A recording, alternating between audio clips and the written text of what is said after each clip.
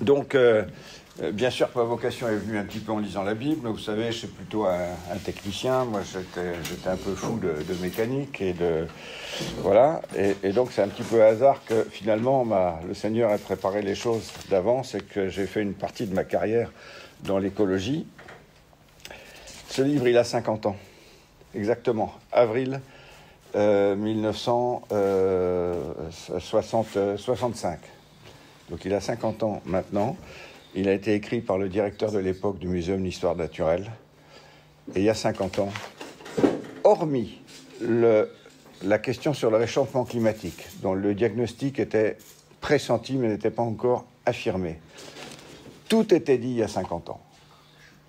Nous étions tous prévenus qu'il y avait une dégradation extrêmement rapide de la nature. Tout était dit sur la désertification, tout était dit sur la déforestation, sur les pollutions des eaux, etc.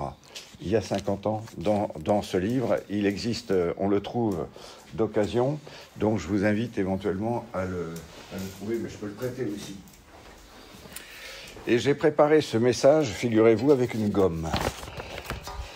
Parce que le sujet d'aujourd'hui, qui va être l'éco-anxiété, l'année dernière avec Agnès, pendant une semaine, nous avons animé un séminaire retraite sur le sujet. Nous sommes intervenus, Agnès et moi, on s'est un petit peu relayé, et ça nous a occupé 7 heures d'intervention. Donc je suis parti des notes pour 7 heures d'intervention, pour pouvoir vous parler de l'éco-anxiété aujourd'hui, n'en parler que pendant quelques minutes. Mais c'est pour vous dire que c'est un sujet extrêmement important pour la vie chrétienne, pour la vie spirituelle, et c'est aussi un sujet, comme on l'a fait l'année dernière, de retraite, d'invitation à se recentrer sur le Seigneur à partir de notre présence en tant que chrétien, puisque là, aujourd'hui, ce message, on le donne dans le cadre d'une série de messages sur la place des chrétiens, finalement, dans la ville et dans le monde. Alors, j'espère que j'en ai assez gommé, mais c'est très frustrant pour moi de ne pas dire plein de choses que j'ai envie de dire, tellement ce sujet est important.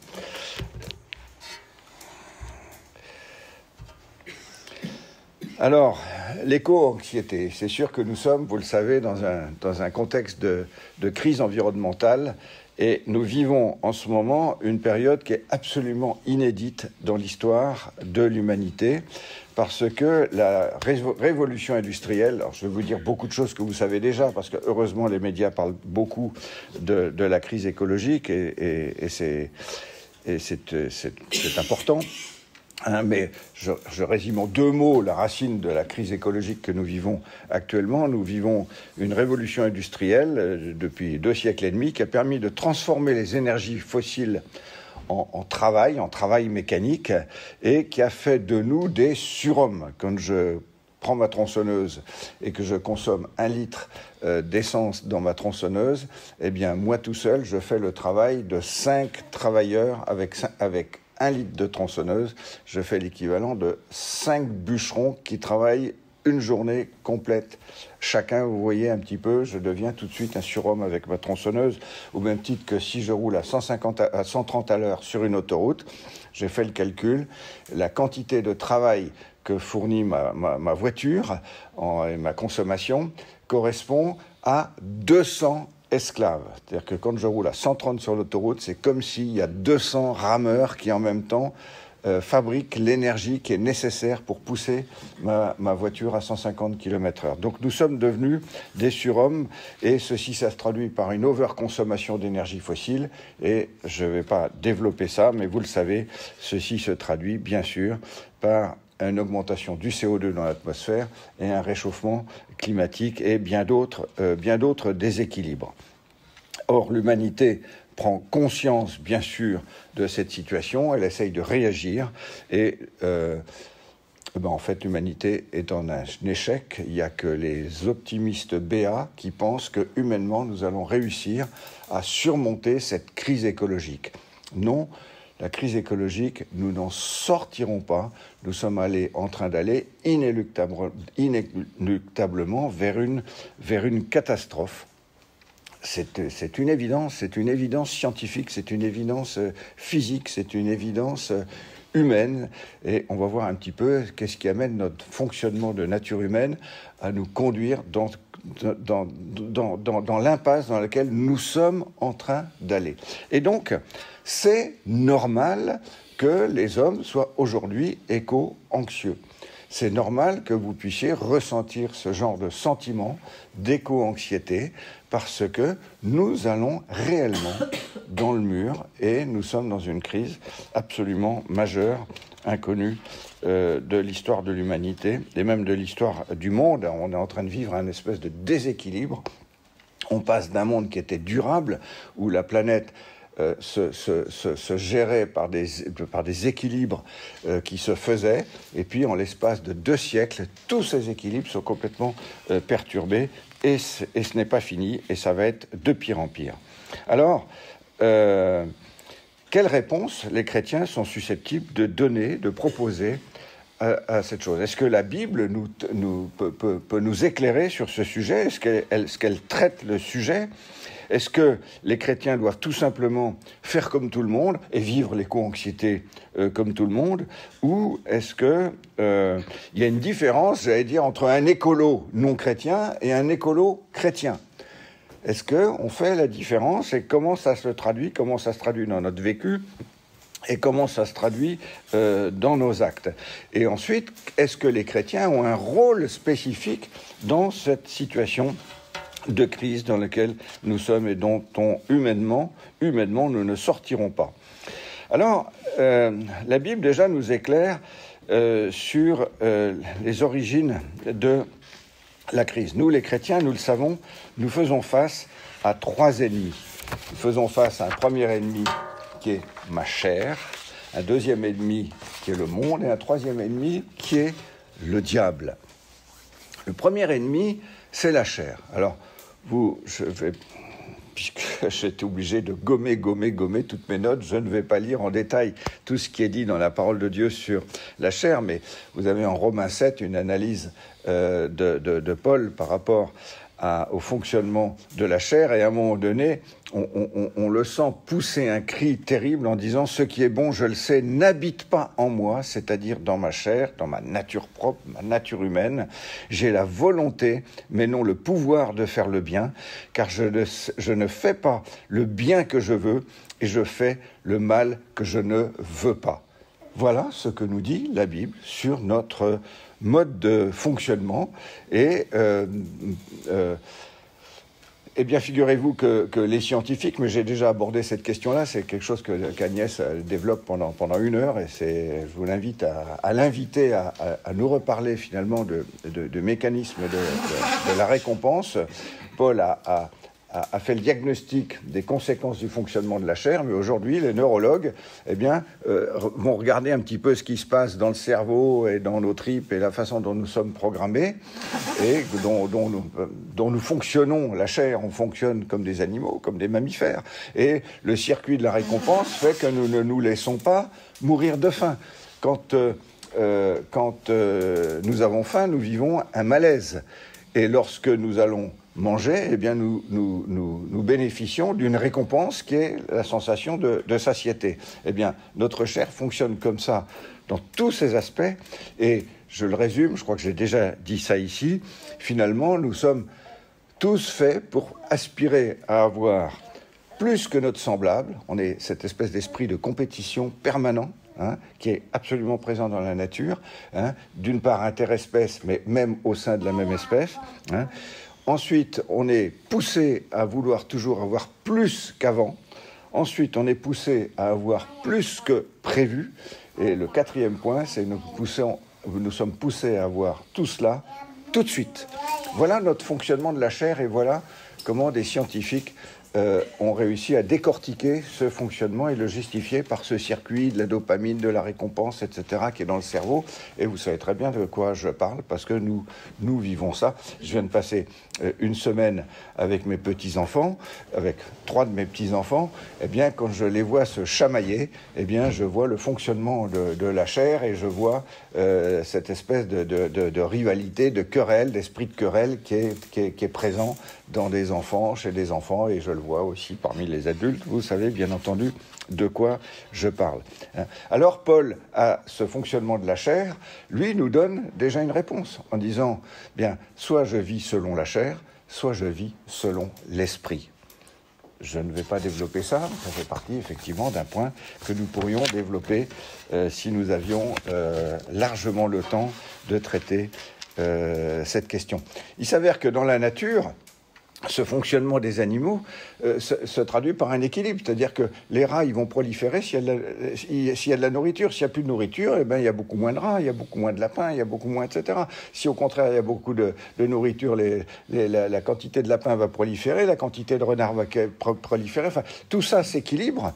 Hein. Le problème, c'est qu'avec cette révolution industrielle dont on vient de parler, nous sommes des surhommes, donc rien ne nous arrête. Nous, on a envie de toujours plus, toujours plus, toujours plus, toujours plus, et rien. Fort, baby, fort. Vous vous souvenez de cette citation de Trump il y a un mois, qui a dit, mais allez chercher au sous-sol du pétrole, du charbon, etc., sans frein, profitez-en, bénéficiez-en. Voilà ce que nous proclame la chair, et donc ce qui nous conduit dans cette crise écologique. La réponse, une des réponses de la Bible par rapport au fonctionnement de la chair, vivons selon l'esprit. Donc déjà, ça nous concerne à notre échelle, et ça nous concerne en ce qui concerne l'influence que nous pouvons avoir dans le monde. Le deuxième ennemi que nous connaissons bien en tant que chrétiens, c'est le monde. Eh bien, figurez-vous que la Bible, elle a aussi traité de ce sujet, hein, le fonctionnement du monde et les conséquences en ce qui concerne l'écologie. Vous le savez, puisque j'ai déjà abordé ces questions entre nous, hein, mais vous savez très bien qu'aujourd'hui, il y a une crise des ressources halieutiques. C'est-à-dire que depuis 10 ans maintenant, nous ne progressons pas dans la capture de poissons dans la mer. Non seulement on ne progresse pas, mais on commence à être sur un léger fléchissement. Ça ne veut pas dire qu'on consomme moins de poissons, c'est parce qu'il y a toute l'aquaculture qui vient un peu prendre le relais et qui représente une quantité considérable de poissons qu'on trouve sur nos étals. Mais des poissons pêchés dans la mer, eh bien, on est à l'étal. Non seulement ça, mais on a certaines espèces de poissons, on les a tellement exploitées qu'on se demande si elles vont un jour, même si on protégeait tout et on arrêtait de pêcher, si elles allaient pouvoir encore reconstituer leur stock. Cette crise des ressources halieutiques, comment pouvait-on imaginer avant la révolution industrielle qu'elle puisse apparaître? C'est une crise qui apparaît là pour le début du XXIe siècle. Eh bien, on l'a déjà dit, il y a un prophète de l'Ancien Testament qui a vu ce qui allait se passer au début du XXIe siècle et qui a prophétisé la crise que nous sommes en train de vivre.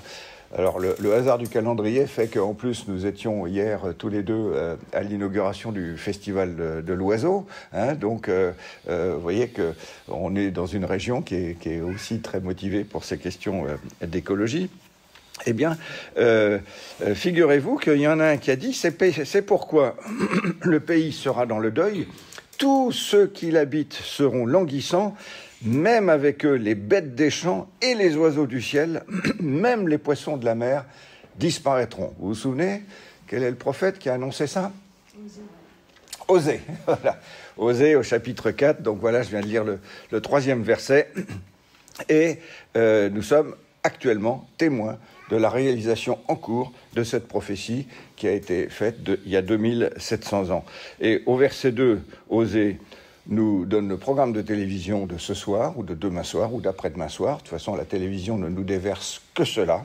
Il n'y a que parjure et mensonge, assassinat, vol et adultère. Regardez les thèmes de tous les films que vous propose la télé, Netflix et les autres. Hein, eh bien, on se rend compte que ce qui est vendable, c'est tout ce qui parle de parjure, mensonge, assassinat, vol et adultère. On use de violence et on commet meurtre sur meurtre. Voilà encore un reflet de notre société d'aujourd'hui. Ça, c'est le 2e verset. Et enfin, au 1er verset, eh bien, Osée va nous donner les racines de ces mots qui conduisent à la crise écologique. Écoutez la parole de l'Éternel, enfant d'Israël, car il a un procès avec les habitants du pays, parce qu'il n'y a point de vérité, il n'y a point de miséricorde, ou de bonté, selon les traductions, et il n'y a point de connaissance de Dieu dans le pays. Et donc, voilà, là on a en 3 versets une description de la crise actuelle. Et donc, on sait très bien que la Bible, par rapport au monde, elle a aussi tout un enseignement et nous avertit, nous invite à la vérité, nous invite à la bonté, nous invite à la connaissance de Dieu. Et vous voyez à quel point nous, en tant qu'Église, nous avons un rôle important dans le cadre de cette lutte contre la crise écologique, d'autant plus que nous sommes dans le monde et nous avons vocation à l'influencer. Et puis, le 3e ennemi, je vais être bref parce que vous le connaissez, et d'autres messages en parleront beaucoup plus, c'est celui qu'on appelle Satan, le mal ou le malin, auquel on fait une allusion à la fin du Notre Père, délivre-nous du mal. Eh bien, figurez-vous que le mal, le malin, le Satan, il n'a qu'une obsession, c'est de détourner le monde de Dieu. Et le meilleur moyen de détourner le monde de Dieu, c'est de mettre le monde en révolte contre Dieu, en révolte contre le Créateur. Et le meilleur moyen pour ça, eh bien, c'est de faire en sorte que la création soit perçue comme étant mauvaise. Et eh bien, le mal, le malin, Satan, il est là, il est bien actif, hein, comme le dit Apocalypse 12:12. C'est pourquoi réjouissez-vous, cieux, vous qui habitez dans les cieux. Pourquoi ? Parce que l'archange Michael venait de virer Satan du ciel. Malheur à la terre et à la mer, car le diable est descendu vers vous, animé d'une grande colère, sachant qu'il a peu de temps. Et donc le diable est là aujourd'hui très actif dans notre monde, vous le savez, on ne va pas développer ça, mais ce que nous savons, c'est que la Bible nous donne à nous les chrétiens les armes pour lutter contre le diable, et ça fera l'objet d'un autre message. Donc voilà comment la Bible nous parle réellement de la crise écologique que nous sommes en train de vivre. Alors, dans le siècle présent, période que nous vivons actuellement, en attendant bien sûr les temps futurs, le retour de Jésus, etc., nous n'allons pas pouvoir dominer ces 3 ennemis. Nous allons pouvoir le faire à l'échelle de nos églises, à l'échelle des chrétiens qui vivons avec les outils que nous venons d'évoquer, mais nous devons nous mettre en face de la réalité. Nous sommes dans une impasse et il est peut-être quand même temps que le peuple de Dieu, au milieu du monde, influençant le monde, prenne ses responsabilités. Car face à cet effondrement programmé, annoncé, il n'y en a qu'un seul qui a la solution. C'est le Créateur lui-même.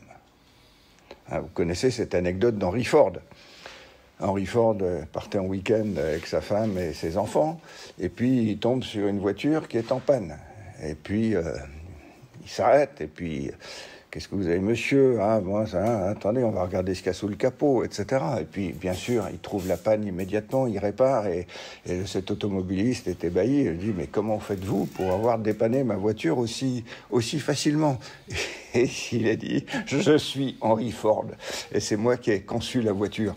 Donc, je pense que nous pouvons nous tourner vers celui qui a conçu la création, car il y a un verset que j'aime énormément, c'est Psaume 104, verset 30, « Tu renouvelles la face de la terre ». Il y en a un qui peut changer les choses. Et nous sommes amenés, nous, à vivre les choses autrement. La Bible nous montre des situations si multiples dans toute l'histoire de la Bible de désespoir, et elle nous donne une réponse. Vivons dans la foi. Alors, je pense qu'on en trouverait plusieurs, mais à quelle situation des temps bibliques, si on prend notre Bible, qu'est-ce qu'on peut lire comme situation dans les temps bibliques qui correspondrait un petit peu à ce qu'on est en train de vivre ? je vous suggère qu'on s'arrête par exemple à cette période qui précède l'exil, les deux exils, le premier exil de Royaume du Nord et puis quelques dizaines d'années après, hein, c'est autour de Juda. Et pourtant, Juda avait bien vu ce qui se passait dans le Royaume du Nord. Qu'est-ce qui se passe? Qu'est-ce qui a conduit à l'exil? C'est que le peuple, pourtant, qui a reçu la loi de Moïse, qui a vu les miracles, qui a traversé le désert, qui a traversé la mer Rouge, qui a été gavé d'exploits du Seigneur, eh bien, le peuple s'éloigne progressivement et on rentre dans des périodes de désobéissance, de l'éloignement de la parole de Dieu, d'éloignement de la vérité, éloignement de la bonté et bien entendu éloignement de la connaissance de Dieu. Alors, dans ce contexte-là, Dieu y fait quoi? Dieu y fait quoi? Eh bien, il envoie des prophètes en disant « Oh, attention, hein, qu'est-ce qu'il a dit Dieu ?» Et il rappelle, les prophètes, ils rappellent la parole de Dieu. Et ils avertissent, ils rappellent les commandements, et pourtant les hommes continuent dans leur mauvaise voie, malgré la menace, Et nous sommes aujourd'hui dans une situation comparable, malgré les avertissements du directeur, du patron du ministère du Muséum d'Histoire Naturelle, il y a exactement 50 ans, qui dit « Attention, la nature est en train de mourir », qui dit la même chose que Osée. Malgré tant d'avertissements, le Club de Rome, qui en 1972 avait fait un rapport extrêmement clair disant que la croissance ne peut plus être illimitée, le rapport Brundtland qui définit le concept de développement durable et qui le justifie, malgré René Dumont, qui a été le premier candidat écologiste à la présidence de la République en 1974. Vous devriez trouver, dimanche dernier, il y a eu un reportage d'1 heure sur LCP sur René Dumont, vous devriez le retrouver en replay, ça mérite d'être regardé. Donc malgré un petit peu tous ces prophètes, et puis aujourd'hui vous avez bien entendu parler du GIEC, hein, eh bien, vous savez pas, ces prophètes, ces gens du GIEC, ces scientifiques, vous savez ce qu'ils disent? Ils disent, il y a 20 ans, on s'est trompé. On s'est trompé. Parce que ce qui se passe aujourd'hui, c'est pire que ce qu'on avait prévu. Vous voyez? Donc, sachons entendre ces avertissements. Hein? Donc, ne disons pas, on n'était pas au courant. Ne disons pas, on ne savait pas. Le monde, aujourd'hui, est informé. Et vous savez très bien ce qui se passe. En plus, on vit une période, là, depuis quelques mois, qui est absolument caricaturale, de retour en arrière. Hein. Certains avaient dit l'écologie, ça suffit. Hein. D'autres disent drill, baby, drill, c'est-à-dire continue, reviens, consomme émets du CO2 sans scrupule et enrichis-toi. Donc, dans cette période qui précédait les exils, Dieu invitait à se repentir pour soi, pour soi-même, pour mon propre comportement, ma propre attitude, mais aussi à se repentir pour le peuple. Je vous invite, par exemple, on a évoqué tout à l'heure Daniel. Daniel, il était déjà en terre d'exil, donc il savait de quoi il parlait, quelles étaient les conséquences. Hein, mais il savait aussi qu'on sortirait d'exil selon les promesses de Dieu, grâce à la puissance de Dieu. Eh bien, Daniel, en Daniel 9, il commence par se repentir. Nous nous repentons, Seigneur, nous avons péché, nous avons fauté. Et il le fait en son nom, mais au nom du peuple. Et ça, c'est peut-être encore un message pour nous. Nous avons vocation, bien sûr, à nous repentir par rapport à nos propres comportements, mais nous avons à nous repentir au nom des gens que nous aimons, qui nous côtoient, qui sont avec nous. Et puis, au nom de Dieu, nous allons y revenir. Et puis, dans ce contexte d'exil, eh bien, Dieu y reste. Et là, c'est très encourageant pour nous qui sommes si peu nombreux. Et vous savez que l'Église en France est si peu nombreuse, et proportionnellement à l'Église des gens engagés dans la foi est si peu nombreuse. Eh bien, voilà un encouragement. Pendant cette période qui précède l'exil, il n'y a que des petits restes qui restent fidèles. Ces petits restes. Et qu'est-ce que dit Dieu? Je cherche parmi eux un homme qui élève un mur, qui se tienne à la brèche devant moi en faveur du pays. afin que je ne le détruise pas. Parce que Dieu est absolument furieux. Il a vraiment envie de détruire ce pays de tous ces gens qui se sont détournés de lui. Alors vous imaginez la colère de Dieu aujourd'hui, en ce moment, par rapport à notre planète, par rapport à cette planète qui nous a confiée, qu'on est en train de cramer sans scrupule et de continuer à cramer, avec même des hommes politiques qui nous encouragent à aller encore plus loin, plus vite, plus fort. Eh bien, Dieu, il dit, si seulement il y en a un qui vient se tenir devant la brèche en faveur du pays afin que je ne le détruise pas, mais je n'en trouve point. Est-ce que les chrétiens prennent leur juste place pour intervenir auprès du Père? Et vous savez qu'on ne peut pas élaborer toute une théorie à partir d'un seul verset.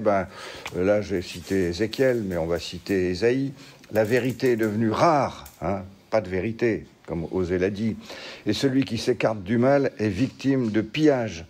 L'Éternel voit avec indignation. Il n'y a plus de droiture. Il constate qu'il n'y a personne. Il est consterné en voyant qu'il n'y a personne pour intercéder, qui s'attache à la vérité, une fois de plus.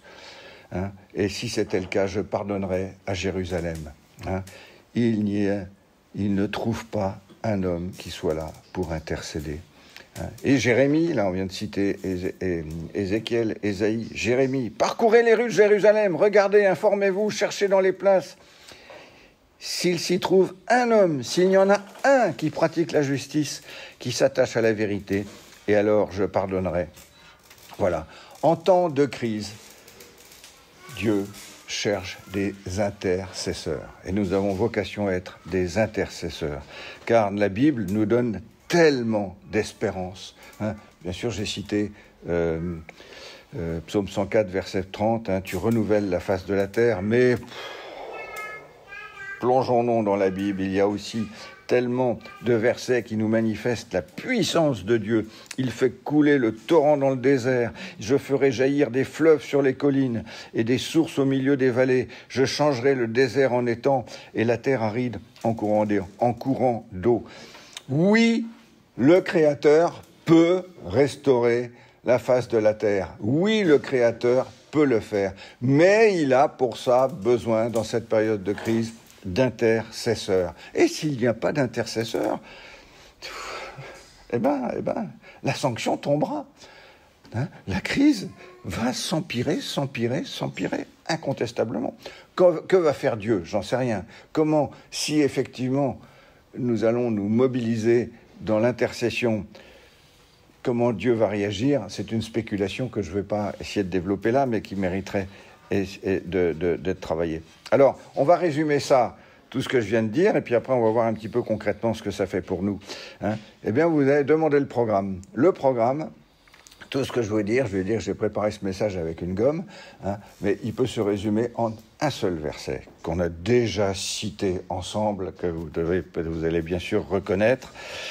Si l'Église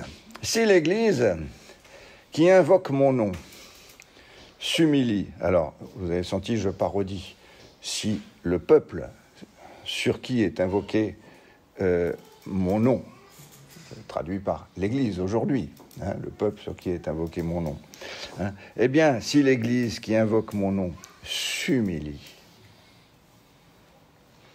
prie et cherche ma face, et si elle se détourne de ses mauvaises voies, je l'exaucerai des cieux, je lui pardonnerai son péché et je guérirai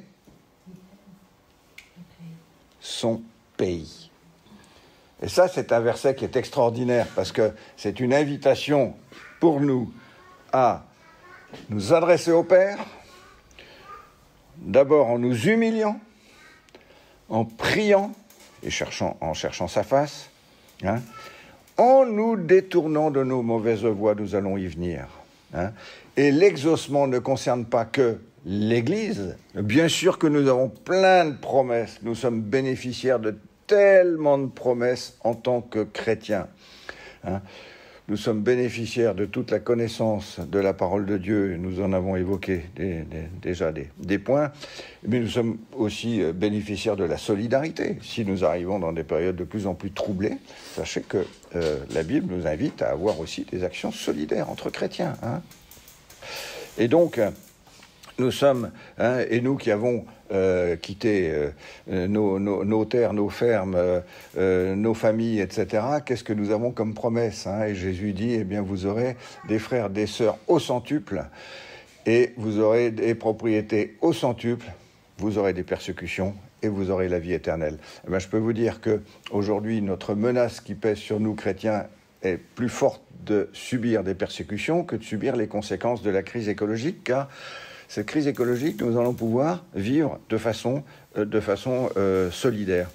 La Bible, donc, nous invite à intercéder pour le monde et en faveur des pauvres et des victimes, car nous le savons, cette crise écologique se traduit évidemment d'abord par une menace essentielle pour les plus pauvres qui tombent dans la misère.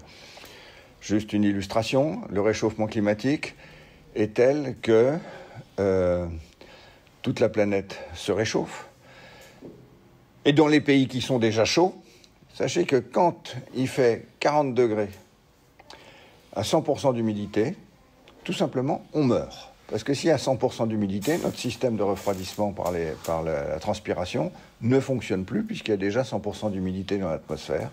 Et quand un organisme d'un homme vit par 40 degrés, s'il ne peut pas se refroidir, tout simplement, il meurt. Eh bien, aujourd'hui, et ça c'est une échéance de quelques années, à la vitesse où vont les choses, il y a un tiers de la population qui vivra des périodes longues de plus de 40 degrés, jour et nuit. Et donc avec un risque majeur, plus que de misère, mais tout simplement un risque létal.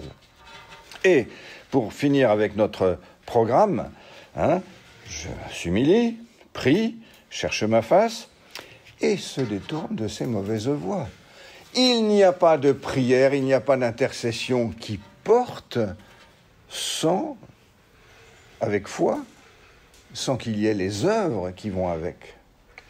Donc, si vous voulez, l'écolo non chrétien, lui, d'abord, ils sont beaucoup plus zélés que nous, parce que l'écolo non chrétien, sa seule espérance, c'est dans les actions qu'il va pouvoir faire.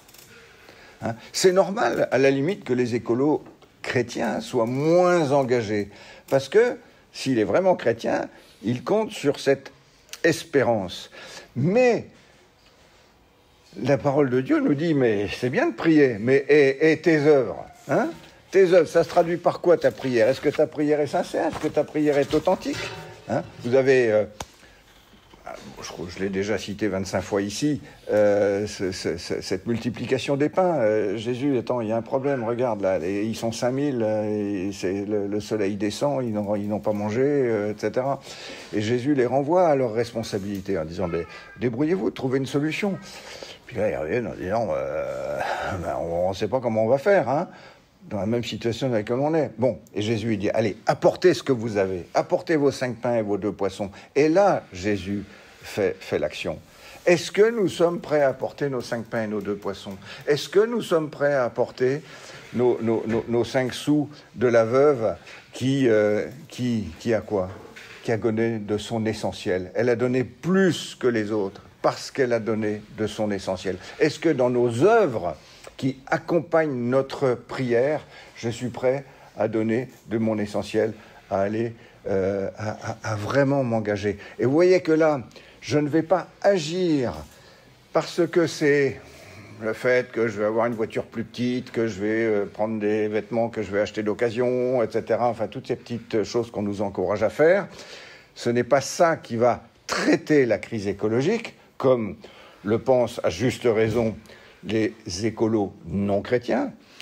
Mes œuvres, c'est uniquement, Seigneur, je te demande, j'intercède pour la situation dans laquelle nous vivons, et j'atteste ma prière par mes œuvres parce que je sais que c'est toi qui vas agir. Donc, mon espérance, elle est basée sur l'action de Dieu en réponse à mon intercession. Vous voyez un petit peu le fonctionnement. L'écolo non chrétien, il ne compte que sur lui.